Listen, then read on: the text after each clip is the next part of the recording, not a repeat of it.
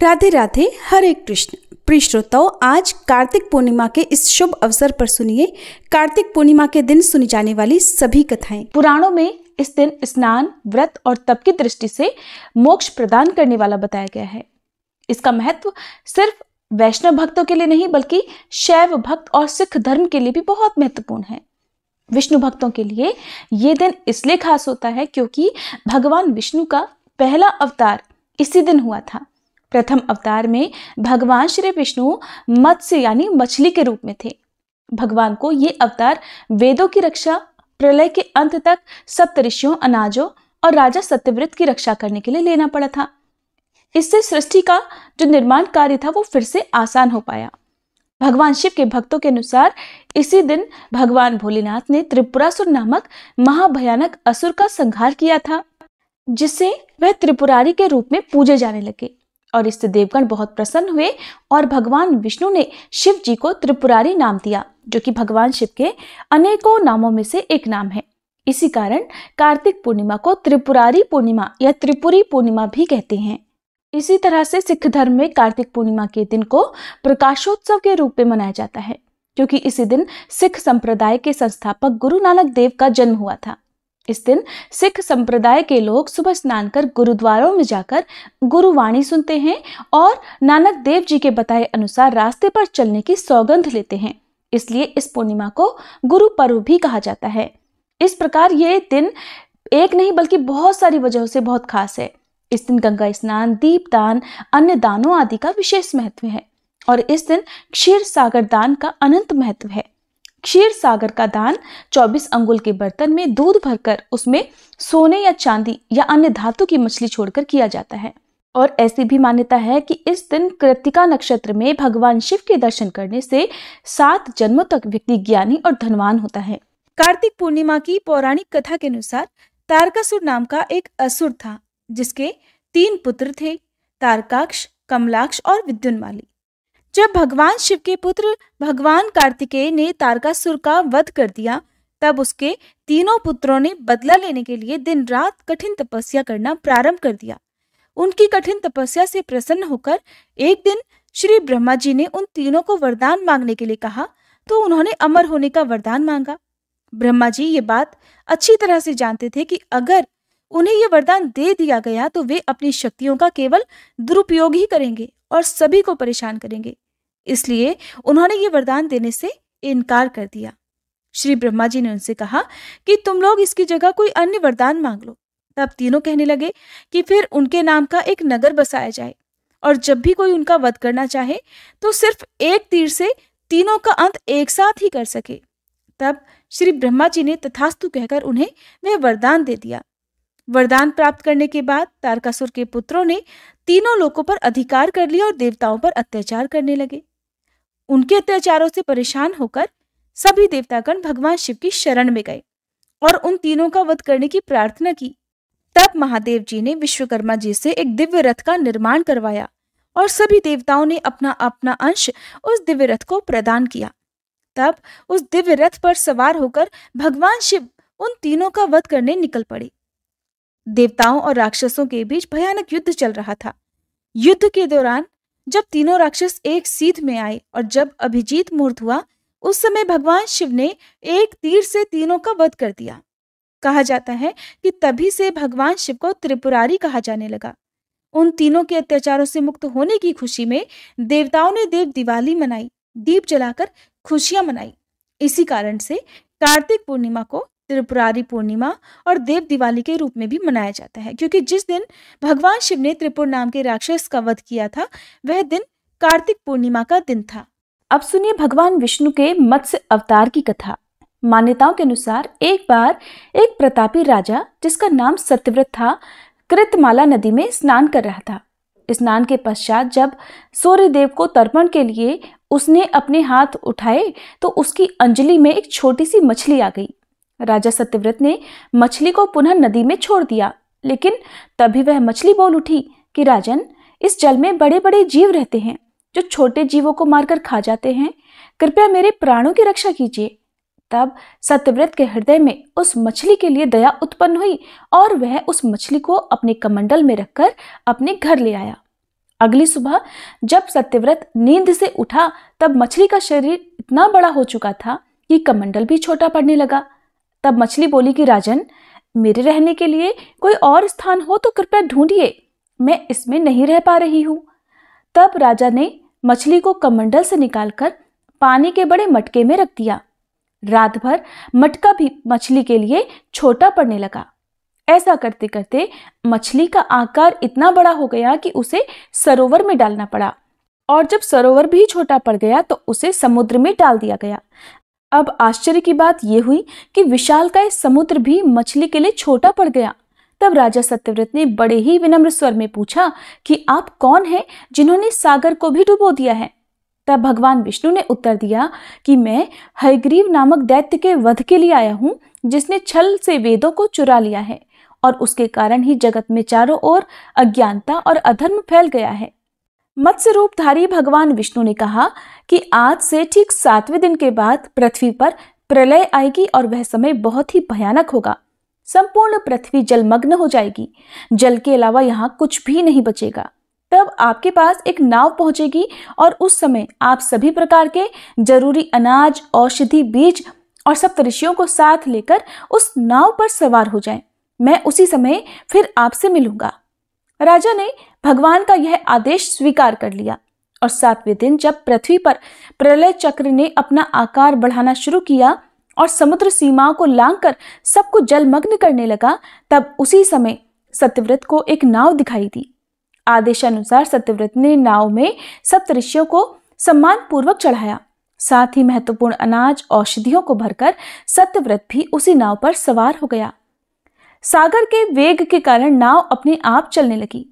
चारों ओर जल के सिवा और कुछ दिखाई ही नहीं दे रहा था। इसी बीच राजा सत्यव्रत को मत्स्य रूप में भगवान दिखे, और भगवान से आत्मज्ञान पाकर राजा सत्यव्रत और सप्तऋषि धन्य हो गए। जब समुद्र का प्रकोप शांत हुआ तब भगवान ने हयग्रीव का वध कर सभी वेद वापस छीन दिए और ब्रह्मा जी को वापस सौंप दिए। इस प्रकार भगवान विष्णु ने मत्स्य रूप धारण कर वेदों का उद्धार किया तथा प्राणियों का कल्याण किया। द्वापर युग में एक समय की बात है, यशोदा जी ने श्री कृष्ण से कहा, हे कृष्ण, तुम सारे संसार के उत्पन्न करता, पालन करता और उसके संहार करता हो। आज कोई ऐसा व्रत मुझसे कहो जिसके करने से मृत्युलोक में स्त्रियों को विधवा होने का भय न रहे, और ये व्रत सभी मनुष्यों की मनोकामनाएं भी पूर्ण करने वाला हो। तब श्री कृष्ण कहने लगे, हे माता, आपने अति सुंदर प्रश्न किया है। मैं आपसे ऐसे ही व्रत को विस्तार पूर्वक कहता हूँ। सौभाग्य की प्राप्ति के लिए स्त्रियों को 32 पूर्णमासियों का व्रत करना चाहिए। इस व्रत के करने से स्त्रियों को सौभाग्य संपत्ति मिलती है। ये व्रत अचल सौभाग्य देने वाला और भगवान शिव के प्रति मनुष्य मात्र की भक्ति को बढ़ाने वाला है। तब यशोदा जी कहने लगी, हे कृष्ण, सबसे पहले इस व्रत को मृत्युलोक में किसने किया था? इसके विषय में भी मुझे विस्तार पूर्वक बताओ। तब श्री कृष्ण कहने लगे कि माते, इस भूमंडल पर एक अत्यंत प्रसिद्ध राजा चंद्रहास से पालित अनेक प्रकार के रत्नों से परिपूर्ण कातिका नाम की एक नगरी थी। वहां पर धनेश्वर नाम का एक ब्राह्मण था और उसकी पत्नी अति सुशीला रूपवती थी। दोनों ही उस नगरी में बड़े प्रेम से रहते थे। घर में धन धान्य आदि की कोई कमी नहीं थी, लेकिन उन्हें एक बड़ा दुख था कि उनकी कोई संतान नहीं थी। इस दुख से वह अत्यंत दुखी रहा करते थे। एक समय एक बड़ा तपस्वी योगी उस नगरी में आया। वह योगी उस ब्राह्मण के घर को छोड़कर अन्य सभी घरों से भिक्षा लाकर भोजन किया करता था।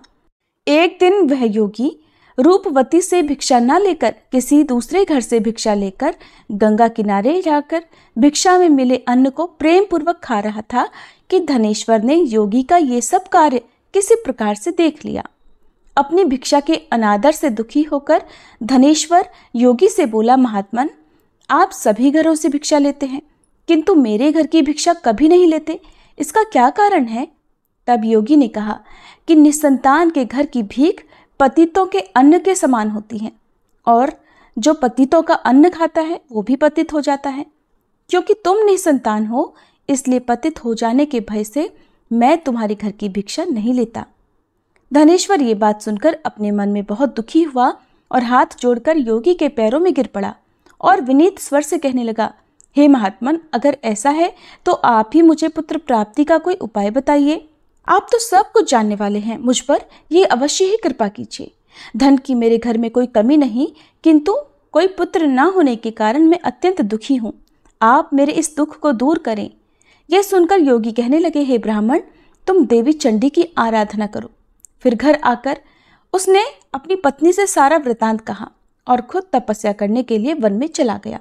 वन में जाकर उसने देवी चंडी की उपासना की और उपवास किया। चंडी देवी ने 16वें दिन उसको स्वप्न में दर्शन दिए और कहा, हे धनेश्वर, जा तेरे पुत्र होगा, परंतु वह 16 वर्ष की आयु में ही मृत्यु को प्राप्त हो जाएगा। अगर तुम दोनों पति पत्नी 32 पूर्णमासियों का व्रत विधि पूर्वक करोगे तो वह दीर्घायु होगा। जितनी तुम्हारी सामर्थ्य हो आटे के उतने दिए बनाकर शिवजी का पूजन करना, किंतु पूर्णमासी को 32 की संख्या पूरी हो जानी चाहिए। प्रातःकाल होने पर इस स्थान के पास ही तुम्हें आम का एक वृक्ष दिखाई देगा।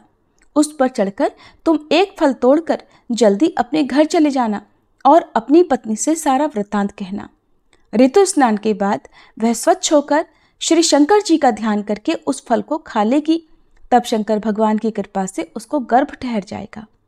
जब वह ब्राह्मण प्रातःकाल उठा तो उसने उस स्थान के पास ही आम का एक वृक्ष देखा, जिस पर अत्यंत सुंदर आम का एक फल लगा हुआ था।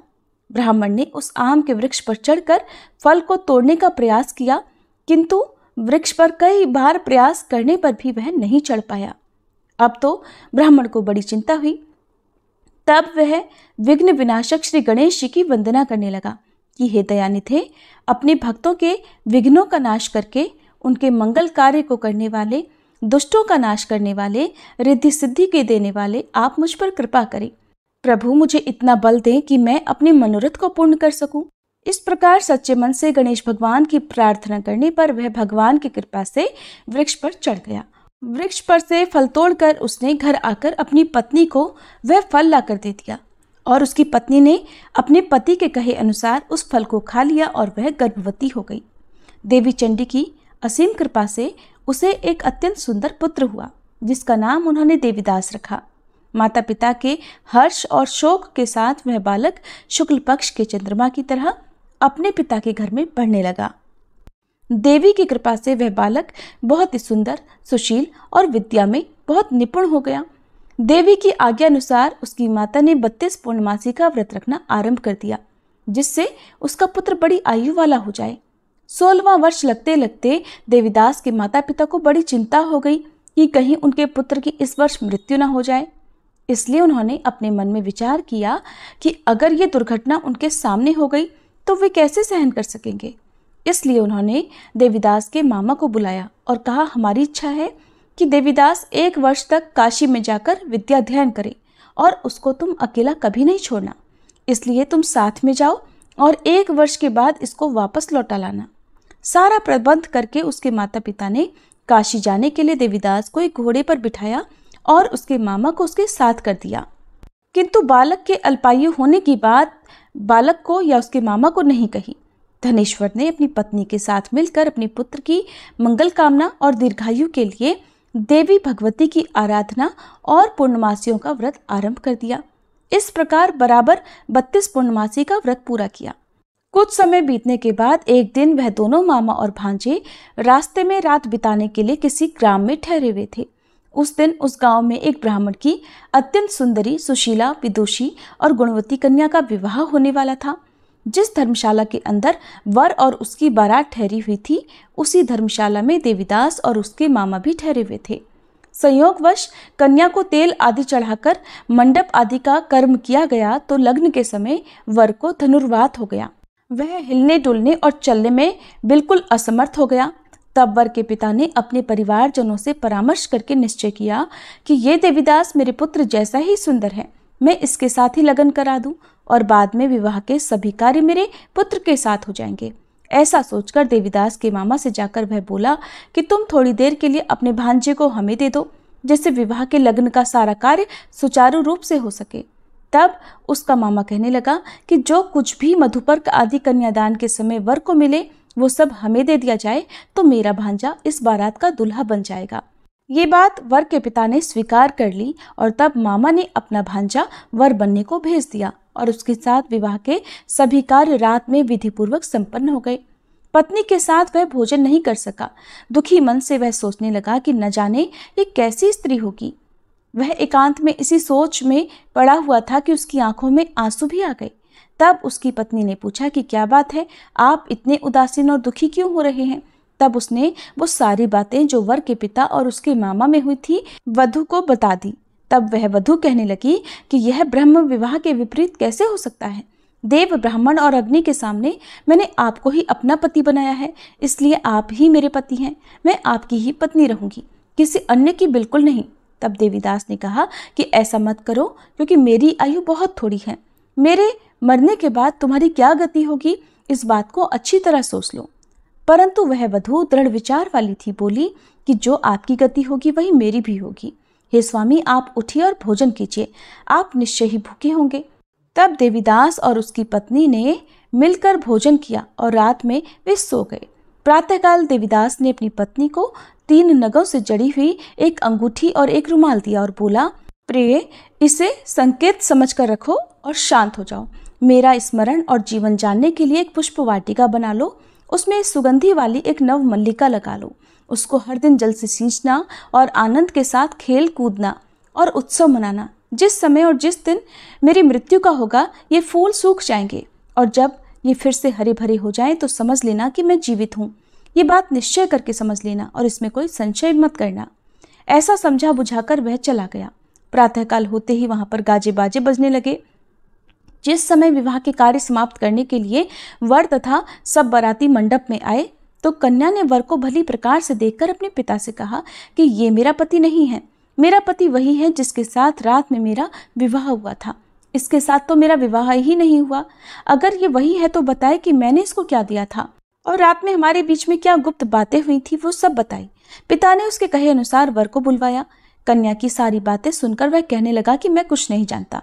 इसके बाद वह लज्जित होकर अपना समूह लेकर चला गया और सारी बारात भी अपमानित होकर वहां से लौट गई। भगवान श्री कृष्ण आगे बोले, हे माते, इस प्रकार देवीदास काशी विद्या पढ़ने के लिए चला गया। जब कुछ समय बीत गया तो काल से प्रेरित होकर एक सांप रात के समय उसको डसने के लिए वहां पर आया। उस विषधर के प्रभाव से उसके बिस्तर के चारों ओर से विष की ज्वाला से वह बिस्तर विषैला हो गया, परंतु व्रतराज के प्रभाव से उसको वह सांप काट नहीं पाया, क्योंकि पहले ही उसकी मां ने 32 पूर्णमासी का व्रत कर रखा था। इसके बाद मध्याह्न के समय स्वयं काल वहां पर आया और उसके शरीर से उसके प्राणों को निकालने का प्रयास करने लगा, जिससे वह मूर्छित होकर धरती पर गिर पड़ा। भगवान की कृपा से उसी समय देवी पार्वती जी के साथ श्री शंकर जी वहां पर आ गए। उसको मूर्छित दशा में देखकर देवी पार्वती ने भगवान से प्रार्थना की, हे प्रभु, इस बालक की माता ने पहले 32 पूर्णमासी का व्रत किया था, जिसके प्रभाव से हे भगवान अब आप इसको प्राणदान दे दीजिए। देवी के कहने पर भक्त वत्सल भगवान ने उस बालक को प्राणदान दे दिया। इस व्रत के प्रभाव से काल को भी पीछे हटना पड़ा और देवीदास स्वस्थ होकर बैठ गया। उधर उसकी पत्नी उसके काल की प्रतीक्षा किया करती थी। एक दिन उसने देखा कि उस पुष्प वाटिका में पत्र पुष्प कुछ भी नहीं रहे, सब कुछ सूख कर नष्ट हो गए हैं, तो उसे बड़ा आश्चर्य हुआ। किंतु कुछ ही क्षण में वह सब वाटिका पहले की तरह हरी भरी हो गई। तब वह समझ गई कि उसके पति पुनर्जीवित हो गए हैं। ये देखकर वह बहुत प्रसन्न होकर अपने पिता से कहने लगी, पिताजी, मेरे पति जीवित हैं, आप उनको ढूंढिए। जब 16वां वर्ष बीत गया तो देवीदास भी अपने मामा के साथ काशी से वापस अपने घर के लिए चल पड़ा। इधर उसके ससुर उसको ढूंढने के लिए घर से जाने ही वाले थे कि वह दोनों मामा भांजा वहीं पर आ गए। उसको आया देखकर उसका ससुर बड़ी प्रसन्नता के साथ उसे अपने घर में ले गया। उस समय नगर के निवासी भी वहां इकट्ठा हो गए और फिर सब ने निश्चय किया कि अवश्य ही इस बालक के साथ इसी कन्या का विवाह हुआ था। उस बालक को जब कन्या ने देखा तो पहचान लिया और कहा कि ये तो वही है जो संकेत करके गए थे। फिर सब कहने लगे कि भला हुआ जो ये आ गया, और तब सब नगरवासियों ने खूब आनंद मनाया। कुछ दिन के बाद देवीदास अपनी पत्नी और अपने मामा के साथ अपने ससुर के घर से बहुत सारा उपहार लेकर अपने घर की ओर चल पड़ा। जब वह अपने नगर के निकट गया तो कई लोगों ने उसे देखकर उसके माता पिता को पहले ही जाकर सूचना दे दी कि तुम्हारा पुत्र देवीदास अपनी पत्नी और मामा के साथ आ रहा है। ऐसा सुनकर पहले तो उन्हें विश्वास ही नहीं हुआ, किंतु जब और लोगों ने भी आकर उनकी बात का समर्थन किया तब उन्हें बड़ा आश्चर्य हुआ। इतने में ही देवीदास भी अपने घर पहुंच गया और देवीदास ने अपने माता पिता के चरणों में सिर रखकर प्रणाम किया और उसकी पत्नी ने भी अपने सास ससुर के चरणों को स्पर्श किया। तो माता पिता ने अपने पुत्र और पुत्रवधू को अपने हृदय से लगा लिया और सबकी आंखों से प्रेम के आंसू बहने लगे। अपने पुत्र और पुत्रवधू के आने की खुशी में धनेश्वर ने बड़ा भारी उत्सव किया और ब्राह्मणों को भी बहुत सी दान दक्षिणा देकर प्रसन्न किया। भगवान श्री कृष्ण कहने लगे, माते, इस प्रकार धनेश्वर 32 पूर्णमासियों के व्रत के प्रभाव से पुत्रवान हो गया। जो भी स्त्रियां इस व्रत को करती हैं वे जन्म जन्मांतर में भी वैधव्य का दुख नहीं भोगती और सदैव सौभाग्यवती रहती हैं। ये मेरा वचन है, इसमें कोई संदेह नहीं। यह व्रत पुत्र पौत्रों को देने वाला तथा संपूर्ण मनोकामनाओं को पूर्ण करने वाला है। 32 पूर्णमासियों के व्रत करने से व्रती की सारी इच्छाएं भगवान की कृपा से पूर्ण हो जाती हैं।